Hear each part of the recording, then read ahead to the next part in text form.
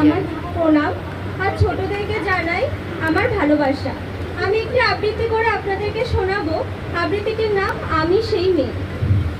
আমি সেই মেয়ে, বাসে ট্রেনে ট্রামে রাস্তায় আপনি যাকে রোজ দেখেন, যার শাড়ি, কপালের টিপ, কানের দুল আর পায়ের গোড়ালি আপনি রোজ মনে পড়লো আরো অনেক কিছু দেখতে পাওয়ার স্বপ্ন দেখেন। স্বপ্নেই যাকে ইচ্ছে মতন দেখেন, আমি সেই মেয়ে।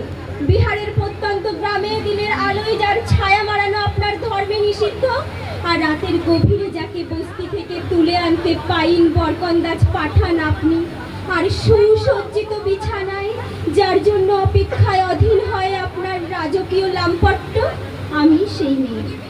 আমি সেই মেয়ে, আসামের চা বাগানে ঝুপড়ি কামিন বস্তি থেকে যাকে আপনি নিয়ে যেতে চান সাহেবি বাংলোয় মধ্যরাতে, ফায়ার প্লেসের ঝলসে ওঠা আলোয় মোদির চোখে দেখতে চান যার অনাবৃত শরীর, আমি সেই মেয়ে। রাজস্থানের শুকনো উঠোন থেকে পিপাসার জল আনতে যাকে আপনি পাঠিয়ে দেন 10 মাইল দূরে সরকারি দাঁড়ায়, আর 20 মাইল হেঁটে ক্লান্ত বিধ্বস্ত যে রমণী ঘরে পাখি ঘরে ফিরলেই যাকে বসিয়ে দেন চুলার আগুনের সামনে, আমি সেই মেয়ে।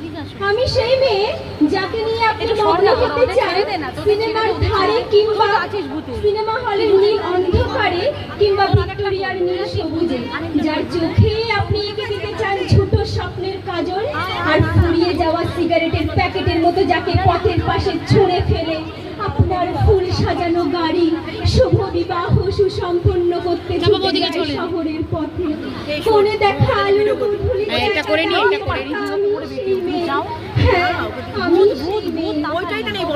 আমি সেই মেয়ে।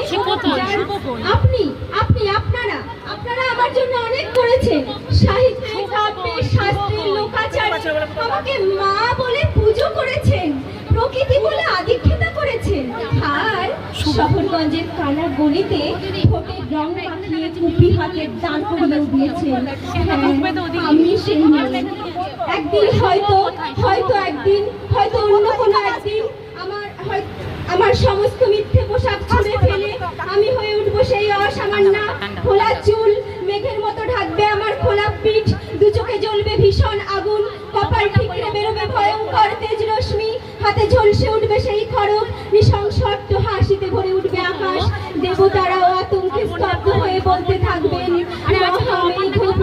ঘোরাং মুক্ত কেশিং চতুর্ভুজাং কালিকাং দক্ষিণাং মুক্ত মালা বিভৎস দাবানলের মুখে আমি এগোতে থাকবো।